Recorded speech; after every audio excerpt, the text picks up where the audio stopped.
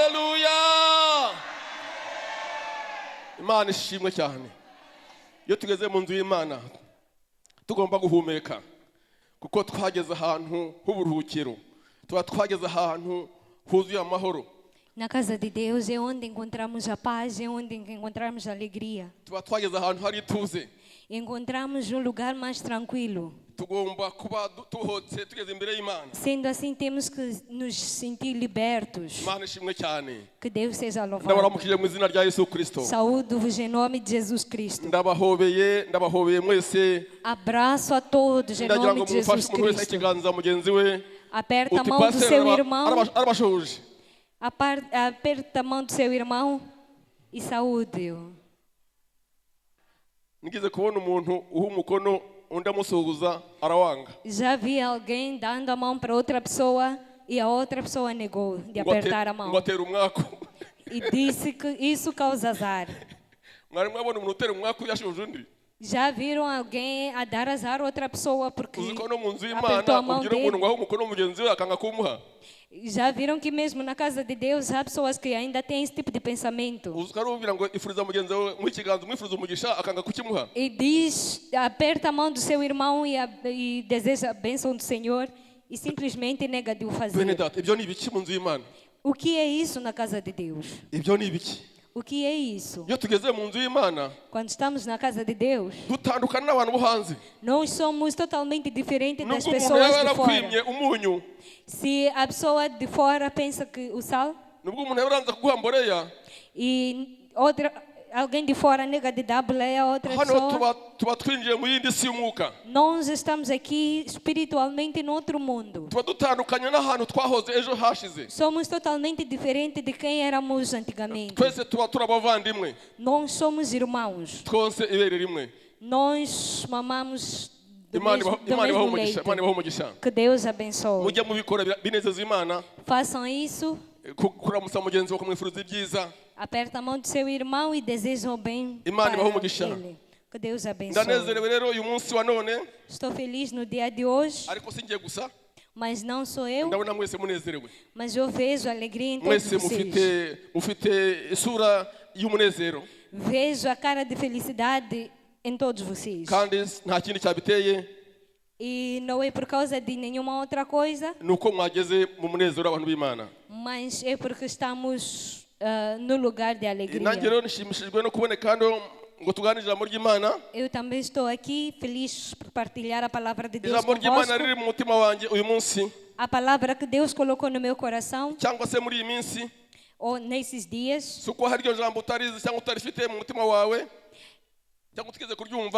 Se calhar já ouviu essa palavra antes.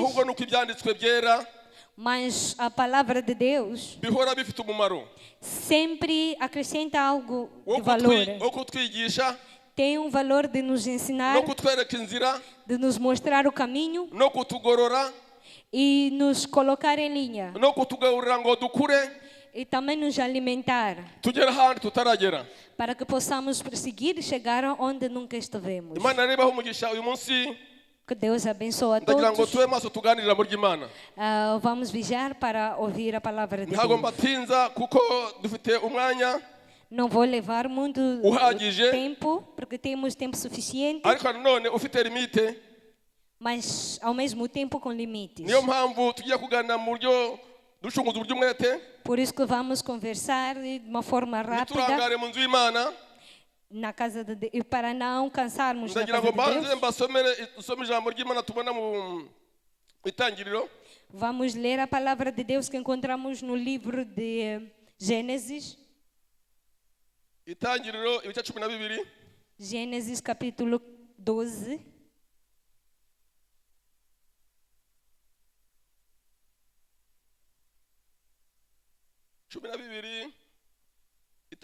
Gênesis capítulo 12.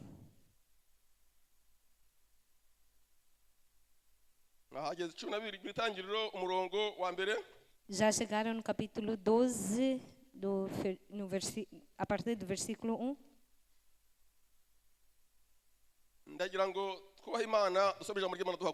Vamos nos colocar de pé e ler a palavra de Deus. Vamos dar honras ao Senhor e nos colocar de pé. Depois de ler esta palavra, vamos ler também Salmos. Salmos 65. E vamos ler no versículo 5.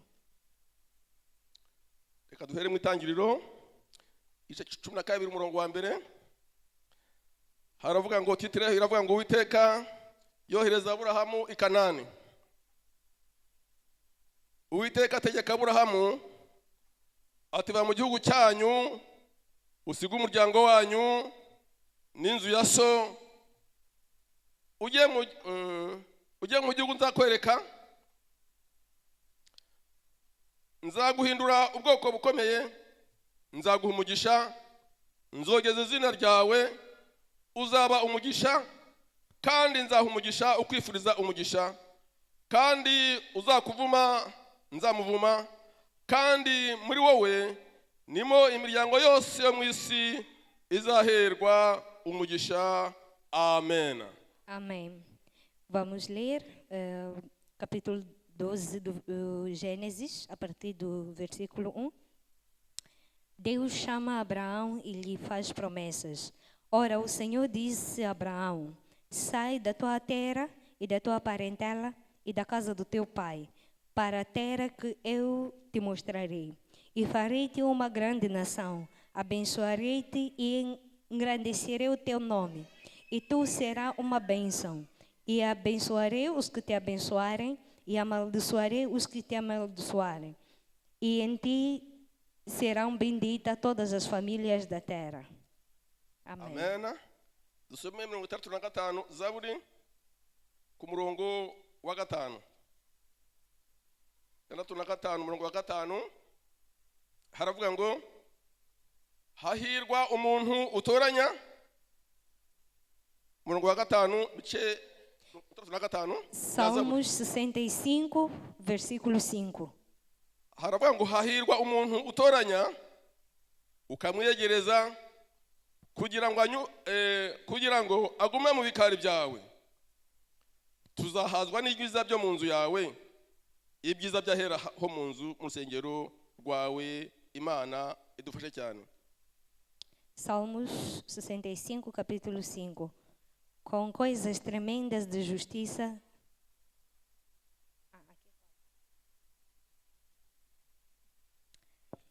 bem-aventurado aquele a quem escolhestes fazer chegar a ti, para que habite em teus átrios. Nós seremos satisfeitos da tua bondade e da tua casa e do teu santo templo. És a palavra do Senhor. Amém. Vamos ler Apocalipse capítulo 1, versículo 3.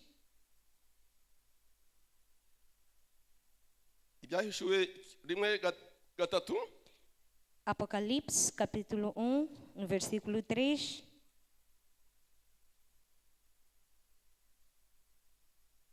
Ngiye gusoma.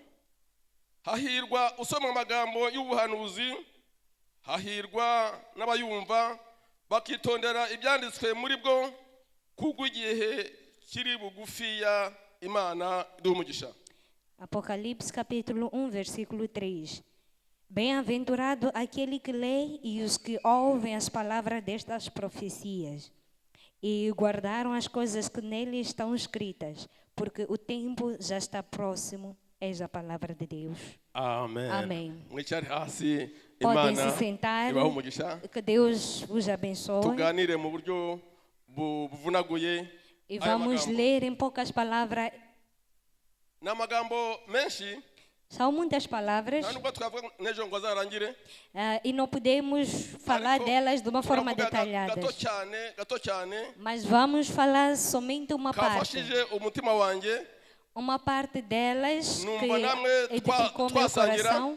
E sinto que eu devo partilhar esta palavra convosco. A palavra que diz: bem-aventurado aquele que é escolhido. Aleluia. Amém. Haleluya. Amém. Hari amahirwe tujya twumva. Existe muita sorte de várias formas que Hari já ouvimos. amahirwe abaho. E tem sorte de várias formas. Ukumva ko abantu bafite amahirwe ahagije. E ouvimos que as pessoas são Ukumva bem-aventurados ko e têm abantu sorte. baguwe neza bafite amahirwe. E essas pessoas com sorte estão bem. Ijambo guhirwa ni ijambo ryo kugubwa neza.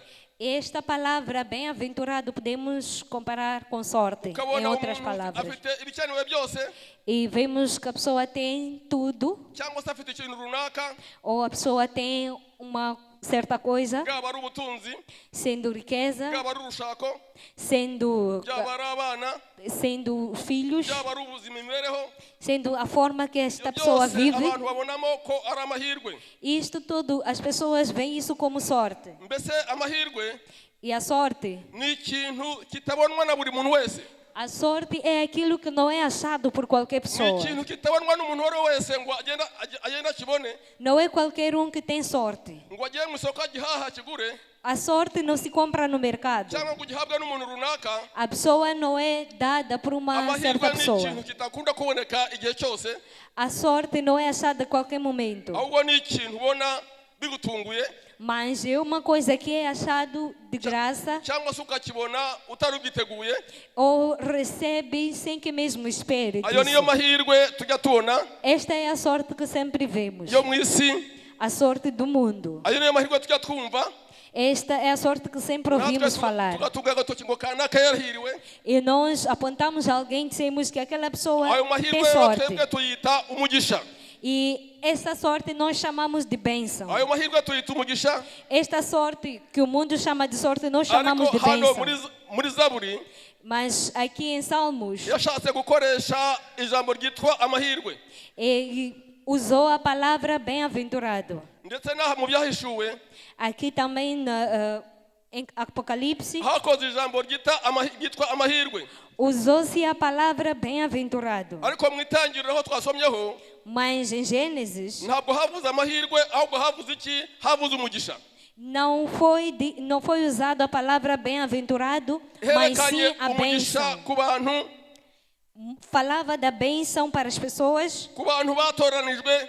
para as pessoas que foram escolhidas. Turi buvugeho bakeya, E vamos falar em poucas ntabwo palavras. tubavuga bose kuko namwe abenshi murabazi, Não vamos falar de todos eles, ariko ndavugaho gatoya ku mahirwe. mas vamos falar um pouco sobre esta bênção. Haleluya, Amém. haleluya, Amém. haleluya.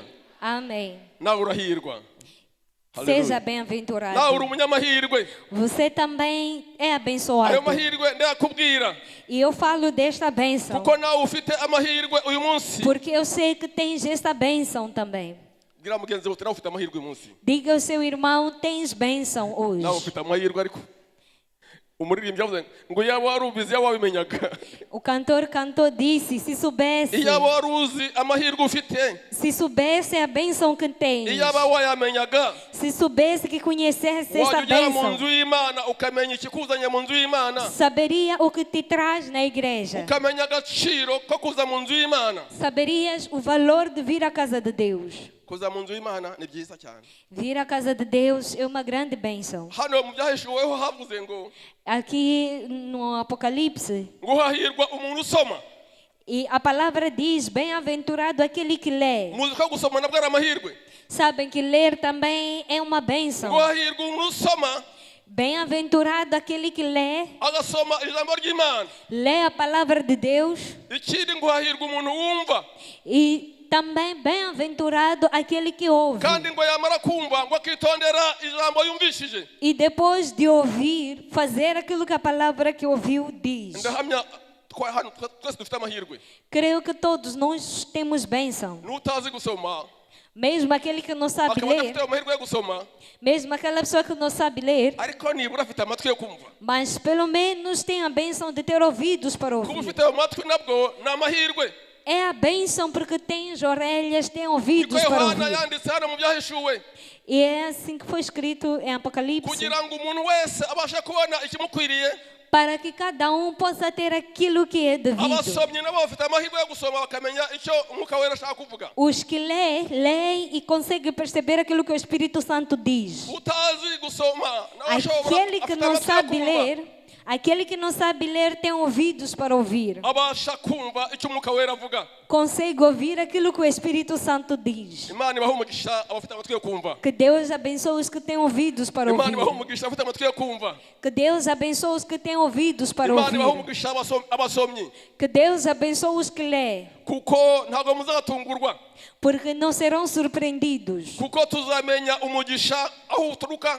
Porque nós saberemos de onde vem a bênção. E vamos ver onde também a maldição vem. Vamos conseguir distinguir a bênção e a maldição.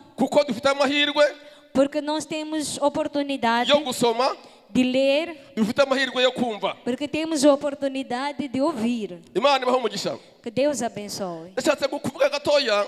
Eu quero falar sobre a sorte ou a bênção que temos. A bênção que as pessoas que vêm à casa de Deus têm. Temos bênção que eu não conseguiria falar assim. São aquelas coisas que não é dita por qualquer pessoa. Não é qualquer um que tem esta bênção. A bênção de chegar na casa de Deus e ser edificado. Não é muitas pessoas que chegaram à casa de Deus e ouviram. Porque não é grande coisa. Porque podemos todos estar aqui sentados ouvindo, mas a pessoa ir para casa sem entender nada. Enquanto a pessoa estava aqui sentado, e essa pessoa ir para casa sem saber aquilo que foi dito. Essa pessoa ir para casa sem ter sido edificado. A pessoa está aqui fisicamente, mas espiritualmente e mentalmente não está aqui. E podemos ver na matemática, nas estatísticas, nas estatísticas de missionários, mostram a oportunidade ou a bênção que as pessoas que viram a casa de Deus e foram, as pessoas que entraram na casa de Deus e foram transformadas. Estas pessoas vieram com vontade. E quando essas pessoas chegaram na casa de Deus, foram edificados. Quando chegaram na casa de Deus, se alegraram. As estatísticas mostram. Eu também tentei fazer a mesma estimativa. Mostra que a percentagem é de 12%. Que conseguem chegar à casa de Deus e sabem aquilo que vieram fazer. Eles se alegram e sabem que estão na casa de Deus. E eles ouvem aquilo que o Espírito diz. E eles ouvem a vontade de Deus para as vossas vidas. Esta é uma pequena percentagem.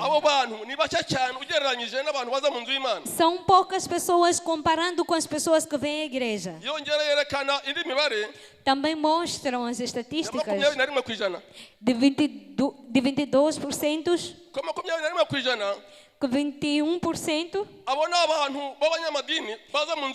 são pessoas religiosas que vêm na casa de Deus, mas eles não querem ser edificados, eles não querem se alegrar, eles não querem se arrepender, eles não querem servir a Deus, eles não querem aceitar Jesus. São simplesmente pessoas que entram e saem da igreja. Essa é uma grande percentagem. 22%. E as estatísticas ainda mostram 27% são pessoas, eles ouvem a palavra de Deus, eles leem a Bíblia, Eles ouvem isso de longe. ntibashaka kwinjira mu nzu y'Imana. E eles não querem entrar na casa de Deus. Abo bantu barahari bari hanze. Existem essas pessoas que estão fora. Imana barayumvishije. Essas pessoas ouviram falar de Deus. Bayumvishije mu binyamakuru. Eles ouviram falar de Deus nas Basomye notícias. ibitabo. Eles leram os livros. Ariko ibyo byose Mas tudo isso ntacyo byabamariye ngo baze mu nzu y'Imana. não adiantou de nada, não lhes fez vir à casa de N'abantu baraho Deus. gusa, baraho gusa, baraho São gusa. pessoas que simplesmente estão aí a viver. Yerekana undi mubare munini. E também as estatísticas mostram um outro grande ushobora kuba número. mutakwibaza ko umubare ushoboka. Até podemos pensar que não é possível. Cyane cyane hano muri Afurika yacu. Principalmente aqui na África. Kumva ko umubare ushoboka ntiwabyizera. E não é de acreditar que realmente este número existe. Berekanye iryo barura. Estas estatísticas Ko hari mostram abantu 40% 40 pessoas, 40% de pessoas n'umunsi n'umwe. nunca ouviram a palavra de Deus. Batarabona umuntu ukijijwe n'umunsi n'umwe. Nunca viram alguém crente. Batarabona agapapuro kanditseho Yesu arakiza n'umunsi n'umwe. Nunca viram nem sequer um papelinho escrito Jesus. Abo bantu Estas pessoas baracyahari ainda existem batarumva n'umunsi n'umwe ijambo ry'Imana. que nunca ouviram a palavra de Deus. Ariko urahirwa kuko wumva ijambo ry'Imana. Mas tu és bem-aventurado porque ouviu a palavra de Deus. Abantu benshi Muitas pessoas, nubwo twe turi hano dufite umugisha w'Imana, por mais que a gente tenha a bênção de ariko estar hari aqui, abantu batagize amahirwe yo kuboneka mu nzu y'Imana. mas existe um grande número de pessoas que nunca tiveram essa chance. Kandi uwo mubare ni munini cyane. E este número é grande. Ni umubare uhanitse uri hejuru cyane. É um número grande. Kuko ibihugu bimwe na bimwe Porque muitos países usanga abantu bakizwa nta bahari rwose. não existem pessoas crentes, não existe cristão. Hano iwacu dufite umugisha w'Imana. Aqui temos a bênção de Deus, Kuko ijambo ry'Imana rifite imbaraga. porque a palavra de Deus é poderosa. Ijambo ry'Imana rifite ubushobozi. Porque a palavra de Deus é Abantu poderosa. baracyashaka kumva ijambo ry'Imana bigashoboka. Aqui é possível ouvir a palavra de Deus. Urebye muri bihugu by'Abarabu, Se for já ver nos países muri de bihugu byo muri árabes, Aziya, os países árabes, usanga ubutumwa bwiza buri ku rugero rwo hasi cyane. podemos ver que a percentagem do evangelho é muito Berekana pequena. ko ibihugu byinshi bijya bifite umuntu umwe ku ijana. Mostra que nesses países asiáticos e árabes tem 1% de cristão. Urebye Mauritania, Se for a ver Mauritânia, ukareba Maroc, Marrocos, ukareba Afghanistan, ver Afeganistão, ukareba hano haruguru hano iwacu hano muri hano haruguru rwose haruguru Buganda hitwa ngukira cya gihugu cyitwa Samaria. e mesmo Samaria, Hari ibihugu byinshi urugero rw'abakristu ruri hasi cyane ku buryo bakubona bakakwica. e nesses países o número de crentes é muito pequeno. N'agapapuro k'ijambo ry'Imana bakakubonanya bakurasa. E se for ser encontrado com a palavra de Deus, seria morto. Impamvu mbabwira aya magambo, O motivo pelo qual eu falo destas palavras, historia, é a história. ahubwo ndagira ngo muhe agaciro ikintu gikomeye mwahawe. Eu quero que valorize aquilo que tens, a Ndagira ngo bênção que tens. muhe agaciro ubu buntu mwagiriwe. Eu quero que valorize esta graça. Muhe agaciro ko muri abo bakeya bariho bubaha Imana namwe mubonekamo. Valorize o fato de, nesse pequeno número de pessoas que obedecem a Deus, também fazes parte. Kugira ngo muhe agaciro ko namwe muri abanyamahirwe akomeye. Para que valorize esta bênção de ouvir o Evangelho. Ko Imana yabagiriye neza ikabazana mu nzu y'Imana. De dar o valor, o fato de teres vindo à casa de Deus. Kandi ko mu nzu y'Imana tuhahurira n'Imana. É que na presença de Deus nós encontramos a Deus. Tukumva ikintu Imana itubwira. E ouvimos a palavra de Deus. Twatangira ku magambo ari mu itangiriro ibice 12. Começamos as palavras que estão escritas em Gênesis capítulo 12. Aya ni amagambo tubona guhamagarwa kwa Aburahamu. Estas palavras podemos ver o chamado de Abraão. Uyu Aburahamu Abraão, twese turamwemera kuko ari sokuruza w'abizera. nós o conhecemos porque ele é pai daqueles que crê. Nta nubwo ari twe gusa, Não somente nós, amadini menshi Aburahamu amuhuriyeho aramwemera. mas em muitas religiões eles acreditam no Abraão. Yemera ko ari we fondateri wo kwizera. Eles sabem que ele é o pai da fé. Aburahamu yari umuntu nkatwe. Abraão era um ser humano como nós. Mas Deus decidiu chamar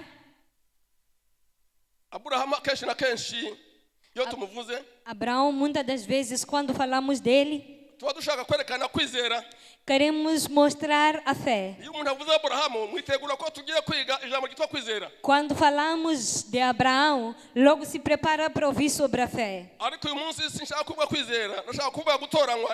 Mas hoje não falo da fé, mas falo de ser escolhido. Porque bem-aventurado é a pessoa escolhida. A pessoa escolhida por Deus. É isto que eu quero falar sobre. Podemos ver que Abraão, ele foi chamado por Deus. Deus o chamou. Mas a Bíblia diz, mostra de onde vinha Abraão.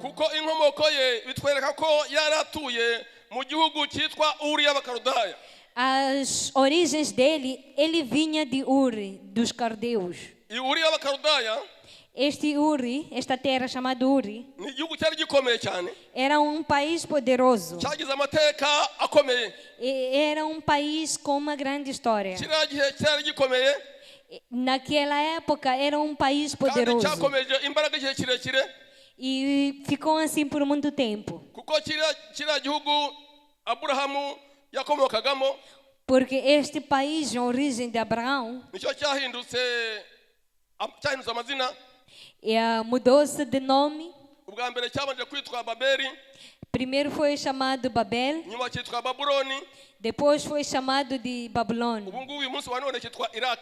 E hoje em dia é Iraque.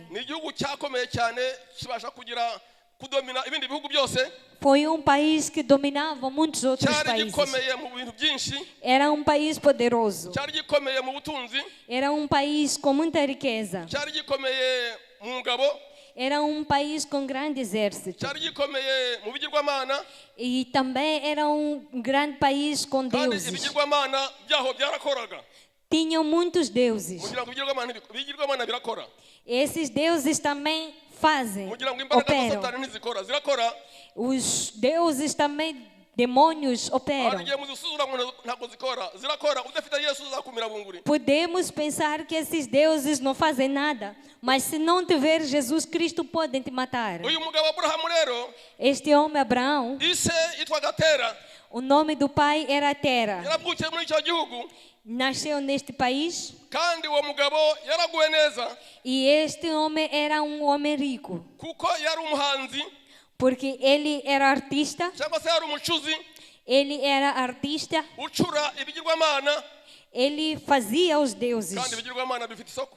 Fabricavam os deuses e os deuses têm um mercado. Porque muitas pessoas seguem Satanás. Nesses deuses haviam muitos deuses. Haviam deuses do sol, o Deus Sol e Lua. E havia também o Deus chuva. Havia um Deus que dava. Havia muitos deuses. E também existia um Deus de prostituição. Este Deus de prostituição era muito poderoso. Mas mesmo assim, hoje em dia também ainda continua forte. Este Deus ainda continua dominando o mundo. E foi neste país que Abraão nasceu. E o pai Tera, ele fabricava deuses. O que eu não soube muito bem. Deus fala desses deuses de uma forma plural, no plural. Eu não sei se ele fabricava todos esses deuses ou se ele fabricava um único Deus. Mas podemos ver que o trabalho dele era fabricar deuses. Eram deuses que operavam de certa forma. Eram deuses que eles usavam e a chuva caía. Eram deuses que realmente davam filhos. Eles eram deuses que davam lucro às pessoas. Esses deuses eram poderosos de certa forma. Mas porque Deus queria preparar Abraão, Deus o preparou. Por causa do plano que ele tinha na vida do Abraão. Porque Deus queria o tornar o pai da fé. Deus tirou ele desse lugar.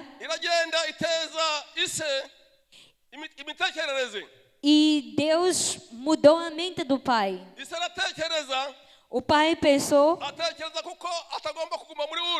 ele viu que não era bom que ele permanecesse nesse país. Deus não havia mandado a terra sair daquele lugar. Mas Deus queria que o pai de Abraão o acompanhasse. Deus queria usar o pai de Abraão para o guiar até as promessas de Deus. Tera também decidiu sair deste país também. Ele saiu. Ele saiu e foi com seu filho Abraão. Eles tinham o objetivo de chegar a Canaã. Este era o objetivo de Tera, juntamente com seu filho Abraão. Porque antigamente os pais tinham a palavra para os seus filhos. Não é como hoje em dia que os filhos fazem como bem entendem. Antigamente a vida dos filhos estava nas mãos dos pais. Os pais tinham o poder de te dar a bênção ou de te amaldiçoar. Por isso Abraão não quis dar tristeza ao seu pai. E o pai de Abraão o acompanhou. Mas o objetivo de Abraão, o objetivo de Abraão era de chegar a Canaã. E Tera também havia aceitado ir até Canaã. Eles foram.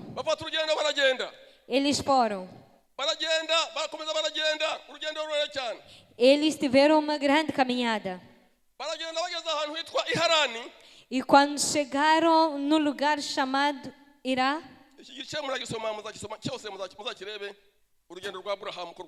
podem ler todo este capítulo e vão perceber melhor sobre a viagem de Abraão. Eles foram juntamente com Ló. Mas quando chegaram nesta terra chamada Irá, eles pararam por ali. E isso fez com que Abraão também parasse por ali. Eu li os comentários desta história nos livros dos pesquisadores.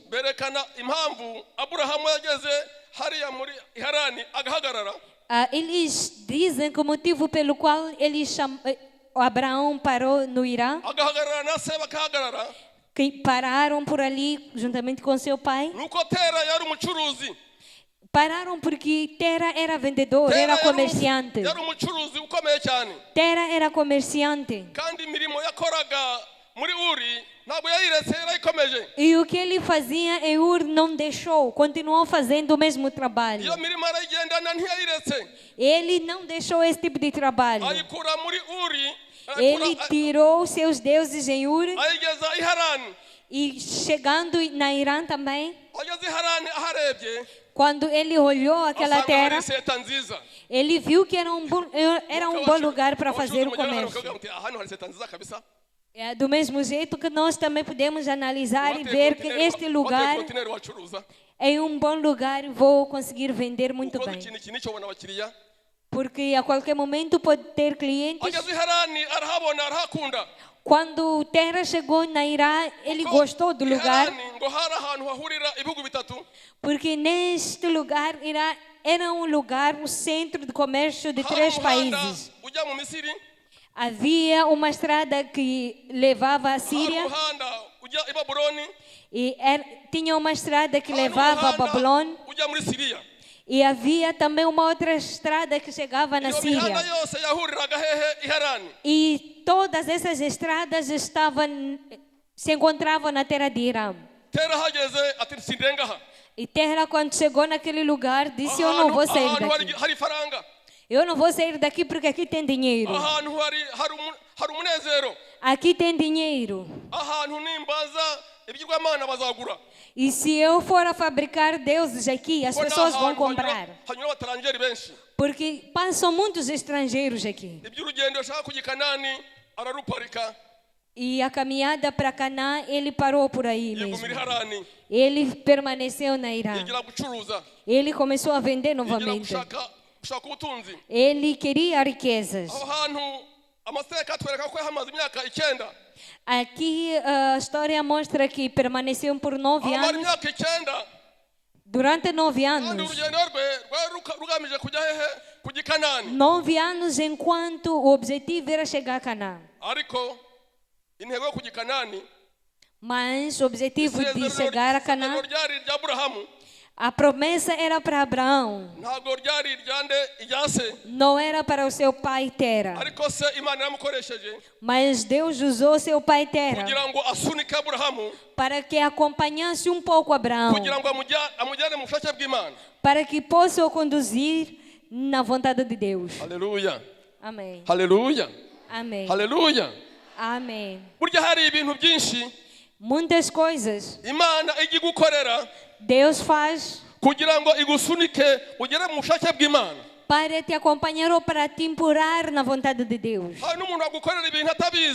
E existem pessoas que podem fazer algo para ti. Esta pessoa para te empurrar na vontade de Deus. Para te fazer chegar onde não poderia chegar. O seu inimigo pode te fazer chegar onde não conseguiria chegar sozinho. O seu inimigo pode te fazer chegar na bênção que não chegaria sozinho. Por isso que a Bíblia diz: são bem-aventurados. São bem-aventurados aqueles que forem perseguidos por causa do meu nome. Não tenham medo de ser odiados, mas tenham medo de odiar. Ser odiado não é o problema. O problema é tu odiar outra pessoa. Este homem Abraão, ele viveu com seu pai durante esse tempo. Enquanto o pai havia o acompanhado, enquanto seu pai havia o alimentado, enquanto seu pai havia dado a sua riqueza, para o fazer chegar em outro lugar. Sabe que pode construir uma igreja e sair dela. Sair dela sem sequer congregar na mesma. Pode até doar o seu dinheiro para comprar instrumentos. E esses instrumentos foram tocados enquanto anos estás na igreja. Sabe que pode fazer uma coisa valiosa, mas não ter o lucro daquilo. Porque estás na vontade de Deus, mas sem a promessa de Deus. Esse Tera, depois desses anos, ele morreu. Depois dele morrer, foi sepultado. Depois de ser enterrado, aí Deus voltou para Abraão Deus voltou para Abraão. E Deus disse a Abraão, é aqui onde lemos, onde Deus o chama e o pede 3 coisas. Deus pediu a Abraão 3 coisas. E depois disso, ele o prometeu 6 coisas. Que é onde lemos no capítulo 12. Onde Deus falava a Abraão: sai da sua terra. Deixe a sua família. Primeiro, sai do seu país. A segunda coisa, deixe a sua família. E a terceira coisa, deixe a casa do seu pai. Deus disse: levante-te e vai. Não olhe para os seus irmãos. Não olhe para os seus pais. Não olhe para o seu país.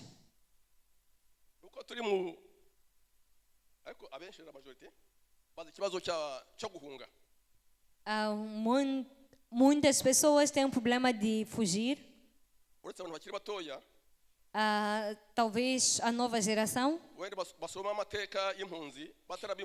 que somente lê a história sobre refugiados, mas nunca foram. Mas as pessoas mais velhas sabem o que é fugir. Porque fugir é uma coisa muito forte. Por deixar a sua casa, deixar a sua casa que tem cama, que tem cozinha, enquanto dorme nos cobertores, com televisor na sala, com seu telefone, tendo o ar-condicionado na sua casa, e sais dessa casa. Vai assim mesmo como estás, não levas nada. É uma coisa fácil. É uma coisa fácil. É fácil sair nessas condições sem que haja guerra. Não era uma coisa fácil para Abraão aceitar, deixar aquilo que ele tinha, levantar e ir assim como estava. E ele tinha que deixar a casa dele e deixar o seu país também. Na verdade, as pessoas amam o seu país.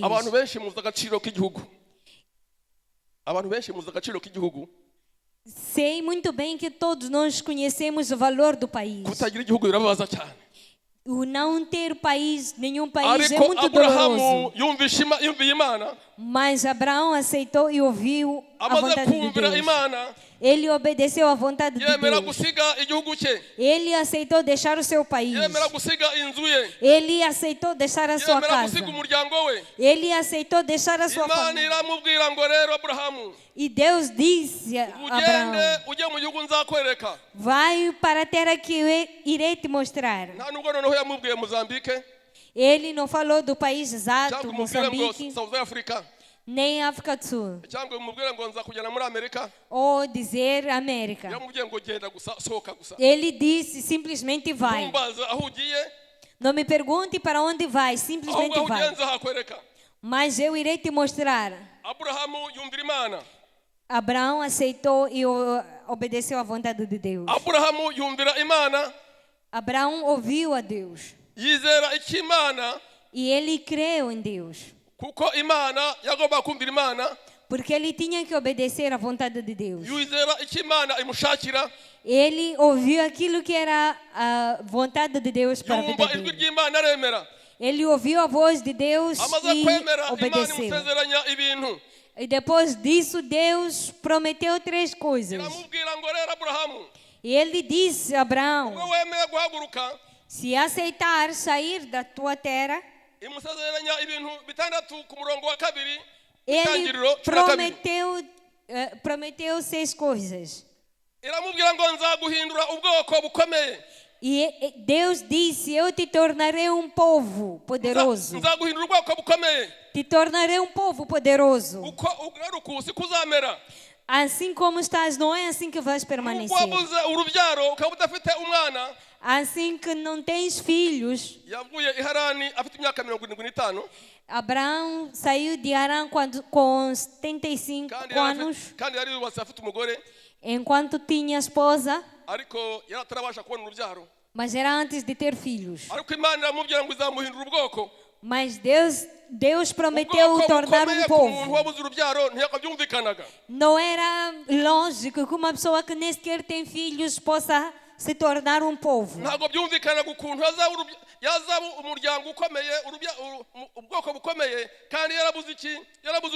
Era difícil de entender que ele seria um povo poderoso, sendo que nem filho tinha. A segunda coisa, Deus disse: te abençoarei. Te abençoarei. E a bênção não tem medidas. E a bênção não tem medidas, não pode dizer é tanto. A bênção é algo incontável. E Deus disse também: abençoarei o seu nome. Vai ser famoso.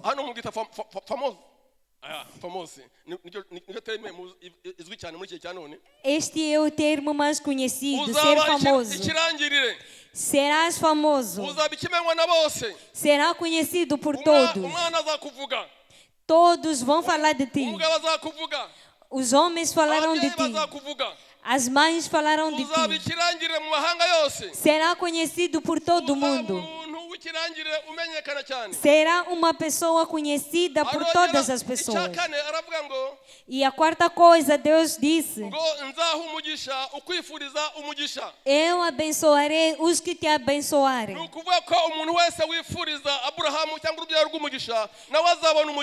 Isso quer dizer que toda pessoa que abençoar Abraão, esta pessoa também será abençoada. E é por isso que quando falamos do povo de Israel, quando falam deste povo nesses dias, Israel está sendo julgado por muita coisa. Mas quando chega nessa parte, e eu me rendo, falar de Israel, falar do povo de Abraão, eu não posso condenar. Porque a Bíblia diz: abençoarei os que te abençoarem. E Deus diz na quinta coisa: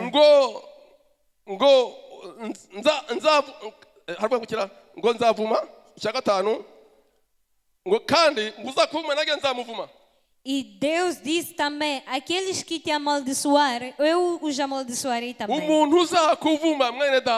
A pessoa que for amaldiçoar-te, a pessoa que vai te amaldiçoar sabendo que estás em Jesus Cristo,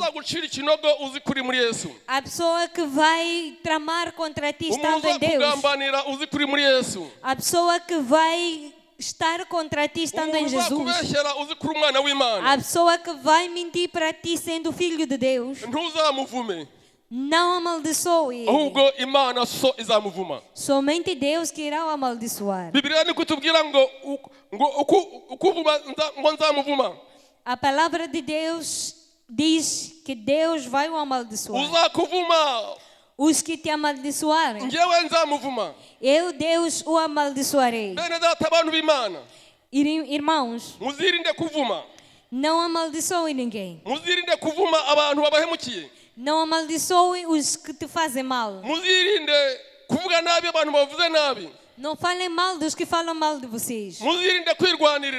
Não lutem por si. Porque temos quem luta por nós. A Bíblia diz: aquele que te amaldiçoar, eu o amaldiçoarei. Não responda na mesma moeda, mas sempre peça bênção para essas pessoas. Porque a maldição vem de Deus e não de nós. ku cyanyuma. Ele falou também. Aravuga ati kandi muri wowe. E em ti. Niho imiryango yose yo mu isi izaherwa umugisha. Em ti serão benditas todas as nações. Muri wowe Aburahamu. Em Abraão. N'urubyaro rwawe ruzakomokaho. Em Abraão. Isi yose izabona umugisha kubera wowe. Todo mundo será abençoado por tua causa. Isi yose izishimira kubera wowe. Toda a terra se alegrará por tua causa. Aburahamu yumva ayo magambo. Abraão ouviu estas palavras. Aburahamu amagambo akomeraho. E ele guardou essas palavras. Yumva agaciro k'umugisha. Ele entendeu o valor desta bênção. Yumva agaciro kw'ijwi ry'Imana. Ele entendeu o valor da voz de Deus. Kandi ahishurwa ko uwo mugisha. E ele foi revelado que esta bênção ntabwo wari umugisha we gusa. Não era uma bênção somente para ele. Wari umugisha uzakomeza ukagenda. Mas era uma bênção de todas as gerações. Ukava muri Aziya. Que vai sair do continente Ásia. Muri Afrika. Até chegar na África. Ukagenda ukajya mu Burayi. Chegar nas Europas. Ukajya muri Amerika. Chegar nos Estados Unidos. Ukagenda ukajya ku mpera y'isi. E chegar nos confins da terra. Uwo mugisha ntabwo ari uwa Aburahamu ku giti cye. Esta bênção não era somente para Abraão.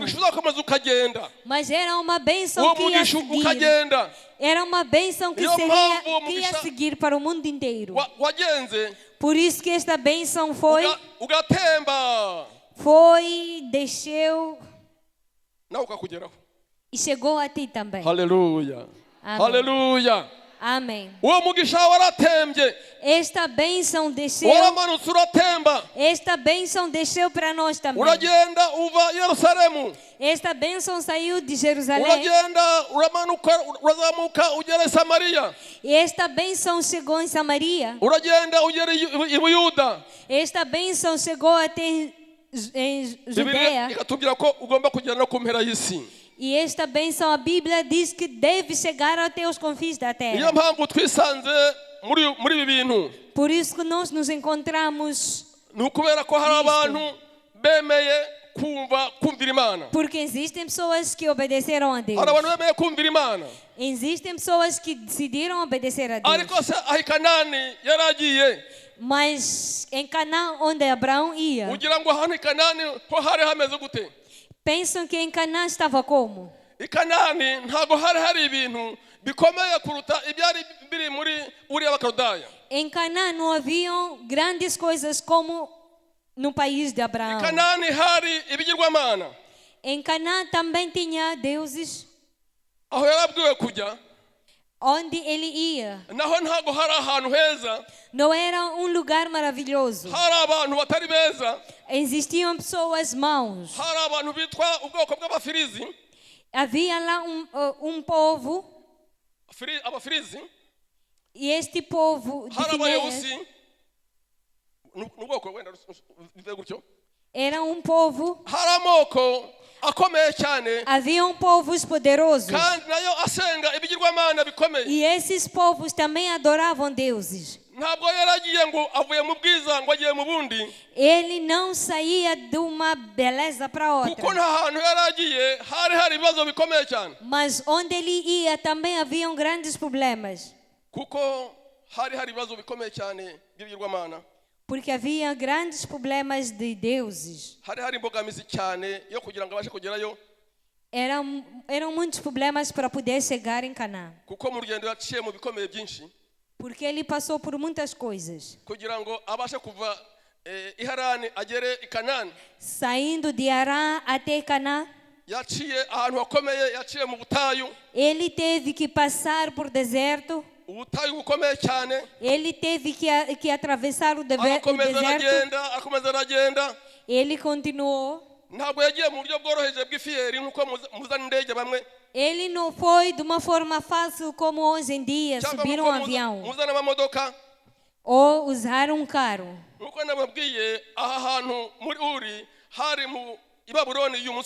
Como eu disse, em Ur, agora é Iraque. Aqui onde falamos de Harã, Arã agora é Síria.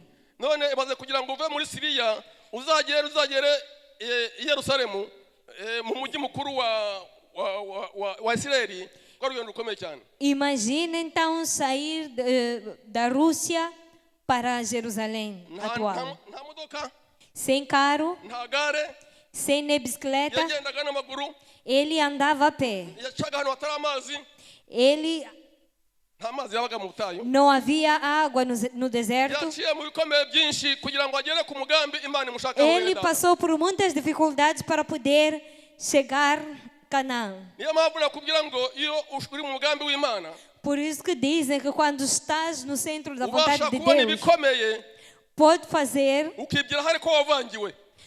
fazer algo, ubasha guca mu nzira ziziguye pode passar por um caminho estreito ukagira ngo waribeshye, e pensar que estás enganado. ubasha guhura n'indwara zikomeye Pode passar por enfermidades ukibwira ko Imana atari Imana yabikubwiye, e pensar que não foi Deus que te prometeu. ubasha guhura n'inzara zikomeye Pode ter ukibwira dificuldades, ko atari até Imana fome, yakohereje ahantu. e pensar que não foi Deus que te mandou. Ariko mu bibazo Aburahamu yaciyemo Mas em todos os problemas que Abraão yakomeje passou, agenda na kwizera gukomeye, ele continuou com a sua fé. agendana imbaraga mu mutima we Ele continuou com poder, yuko com a força azagera no seu coração, azagera ku mugambi w'Imana. porque ele sabia que poderia chegar naquilo que é a vontade Uyu de mugabo Deus. akomeza aragenda, Abraão continuou, akomeza aragenda ele continuou paka aragenda agera i Kanani, até chegar em Canaã. agera ahitwa i Shekemu. Ele chegou no lugar chamado Sequém. Niho yagezeyo i Kanani, yumva ko ageze mu gihugu cy'i Kanani, E assim ele sentiu que realmente já estava yumva em Canaã. aratuje Ele sentiu kuko a paz no coração, yarageze ahantu Imana ishaka ko agera.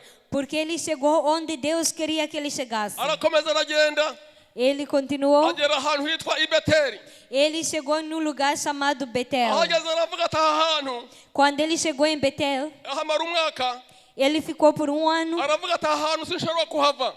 Ele disse: eu não posso Ahageze aravuga sair ati deste ngiye lugar. kubakira Uwiteka igicaniro.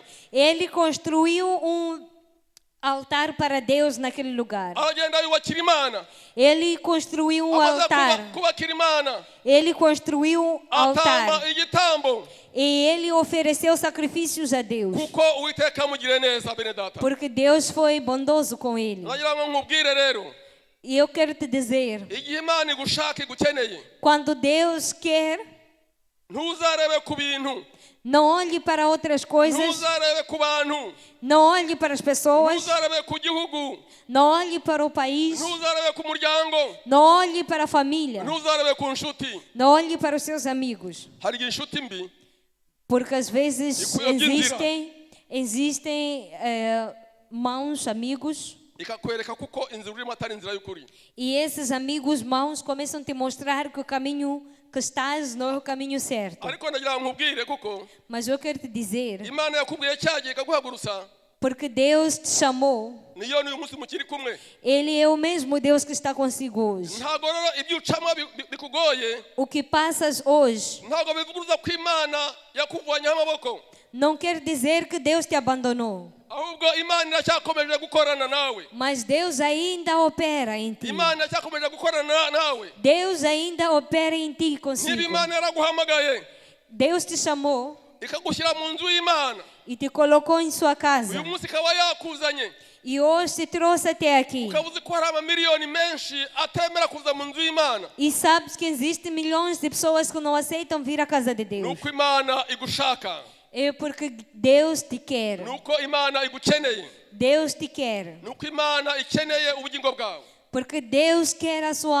alma. nuko Imana ishaka kuguhindura icyo utari cyo, Deus quer te transformar em algo que não era. nuko ishaka guhindura amateka yawe, Deus quer mudar a sua história. nuko ishaka guhindura umuryango wawe, Deus quer mudar a história da sua família. nuko ishaka guhindura ibyanze guhinduka. Deus quer mudar aquilo que parecia Nibwo impossível. rero hano yamubwiye ngo, E é daí que Deus falou. ndashaka kuvuga Dawidi. Eu falo de Davi, Aha Dawidi yavuze anezerewe cyane, onde Davi falou muito alegre. anezezwa no kuba mu nzu y'Imana, Ele estava alegre por estar na casa de Deus. anezezwa no kuba mu nzu y'Imana. Ele estava feliz por estar na casa de Deus. Aravuga ati hahirwa umuntu utoranya, E Davi disse: bem-aventurado aquele que é escolhido. Bem-aventurado aquela pessoa que é escolhida dentre muitas. E essa pessoa é escolhida. É tirado entre muitos. E esta pessoa, Deus o traz para o mais perto. Depois de o escolher, o traz para perto. O traz para a sua casa. O coloca na cadeira. E depois de se sentar, ouvir. Ouvir aquilo que o Espírito diz. Davi diz: bem-aventurado é esta pessoa. Esta pessoa que foi escolhida, que foi separado de muitos. E depois de ser tirado de muitos, Deus os dá a graça de ler, que tem a bênção de ouvir. Esta pessoa é bem-aventurada. E que esta pessoa pudesse habitar em sua casa. Temos que habitar na casa de Deus. Temos que viver na casa de Deus. Não podemos viver fora do templo de Deus. Não gostem de sentar-se atrás, sentem-se à frente. Mesmo antes de eu ser pastor, eu não gosto de sentar atrás. Somente talvez quando era visita. Mesmo sendo visita, não gosto de sentar atrás. Quando estou atrás, não sou edificado. Eu gosto de ficar mais perto para olhar bem para o pregador. Aqui Davi diz que esta pessoa é escolhida e é trazido por perto. E está mais perto de Deus. Ele sente a presença de Deus. E essa pessoa sente o cheiro de Deus. Sente o cheiro de Deus. E esta pessoa também, Deus sente o cheiro dele. Essa pessoa escolhida é trazido por perto. Aleluia. Amém. Aleluia. Amém. Aleluia. Amém. Bem-aventurado aquele que é escolhido e é trazido por perto. E Deus o traz para perto. O traz para o seu templo. Para que possa viver e habitar no seu templo. Esta pessoa, o Davi disse, essa pessoa será satisfeito pelas coisas da casa de Deus. As coisas da casa de Deus vai nos satisfazer. As coisas de Deus vai nos satisfazer. Vamos ser satisfeitos por aquilo que Deus nos deu. Vamos nos alegrar pelos filhos que Deus nos deu. Vamos nos alegrar por causa das esposas que Deus nos deu. E vamos nos alegrar pelos maridos que Deus nos deu. Vamos nos alegrar também pela riqueza que Deus nos deu. Nós não vamos desejar coisas dos outros. Não vamos desejar coisas de fora. Mas vamos nos alegrar nas coisas da casa de Deus. Aleluia. Amém. Aleluia. Amém. Temos que nos alegrar com aquilo que Deus nos deu. Temos que nos alegrar por onde Deus nos colocou.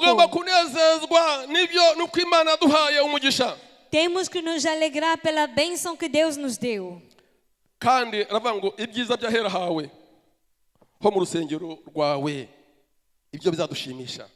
E a palavra de Deus diz também: as coisas do seu santo templo vai nos alegrar. Aleluia. Amém. Aleluia. Amém. Que Deus nos ajude. Vamos terminar por aqui. Mas eu quero que a gente reflita sobre estas palavras. ese ibyo mu nzu y'Imana birakunezeza? Será que as coisas da casa de Deus te alegram? Birakunezeza? Será que te alegram? Ujya unezezwa ugatosheka n'ibyo Imana yaguhaye? Te alegras por aquilo que Deus te deu? Wumva unejejwe nabyo? Se sente alegre por aquilo que Deus te deu? Aka gaciro ko kuza mu nzu y'Imana urakavaloriza? O valor tem dado o valor, a bênção de vir à casa de Deus? Uvaloriza kuza mu nzu y'Imana ukicara ugatega amatwi? Valorizas o fato de vir à casa de Deus, sentar e ouvir? Umenya ko hari ibintu bifite agaciro gakomeye cyane Sabes que isso é de grande valor? udashobora gutanga amafaranga ngo ubihe umuntu aze mu nzu y'Imana ngo ushoke? Que é algo que não pode comprar com dinheiro. Amafaranga nubwo wayamuhaye yayarya ejo akisubirirayo. Por mais que pagasse alguém para vir à casa de Deus, essa pessoa pode comer aquele dinheiro e nunca mais voltar. Ndagira ngo dutekereze ku byo tumaze kuganiraho rero. Mas eu quero que a gente pense sobre estas palavras. Wibuke Aburahamu, Lembre-se do Abraão. wibuke na se, Lembre-se também do seu uko pai. se yageze mu nzira agaparika, Porque o pai de Abraão chegou no caminho e ficou ali mesmo. ntakomeze ngo agende agere aho Imana imushaka, Ele não continuou até chegar onde Deus queria ahubwo irari vir. ry'iby'isi rimubuza gukomeza urugendo ngo Mas agere aho as agomba kujya. coisas do mundo fez com que ele permanecesse naquele lugar. Natwe hari igihe Imana iduhamagara, hari igihe Imana iduhamagara, Nós também às vezes Deus nos chama, hari igihe Imana iturobanura Deus nos escolhe igamije ikintu runaka kuri twebwe, com certo objetivo. ariko twagera mu nzira Mas quando chegamos no caminho, tukabona ibiturangaza, nós somos distraídos por algumas coisas tugaparika, e paramos por ali mesmo. tukarangazwa n'ibintu by'umubiri by'isi, Paramos e nos distraímos com as coisas do mundo. kandi twabonye ko aho ngaho ariho urupfu rwaje, E vimos que foi nessa distração que a morte veio. ruramusanga ruramwica arapfa, E o pai de Abraão morreu ali mesmo. kuko yanze gukomeza urugendo ngo agende, Porque ele não continuou. yitindira i Harani. Ele ficou naquele lugar de Ndagusaba distração. nawe muntu w'Imana uri hano uyu munsi, Eu quero te pedir, homem de Deus que está aqui hoje, witinda mu nzira, não demore pelo wihagarara mu caminho. nzira, Não pare no caminho. komeza urugendo, Continue. wihagarara, Não pare. wirangazwa n'ibintu, Não se distraia. wirangazwa n'ingorane, Não te distraia com os wirangazwa n'irari problemas. ry'ibintu runaka, Não te distraias com ahubwo ndagira ngo desejos. ukomeze urugendo, Mas continue. kuko urugendo nubwo ruruhije, Continue porque a caminhada ariko ainda é longa. yaduhamagaye no kwizerwa no kubikora izabikora. Porque o nosso Deus é fiel e fazer fará. Tumaze kubona ukuntu Aburahamu Nós vimos que Abraão, yakomeje urugendo paka agera i Kanani. ele continuou a sua jornada até chegar em Canaã. Sinkomeje inkuru ye imbere, Eu não posso falar da história dele mais para frente. ngarukiye aho ngaho, Eu paro por aqui ariko mesmo, ndagira ngo utekereze mas eu quero que tu penses. ibyo Imana yagukoreye, Penses naquilo que Deus fez por ti. utekereze umuryango wakomotsemo, Pense na família de onde vem. utekereze inzira waciyemo, Pense pelo caminho que passou. utekereze ibyo Imana yagukoreye, Pense naquilo que Deus fez. noneho wongere ugereranye uyu munsi n'ejo hashize n'ejo hazaza, utekereze uko ubugingo bwawe bumeze, E pense sobre a sua alma, como está hoje, como será amanhã e depois da manhã.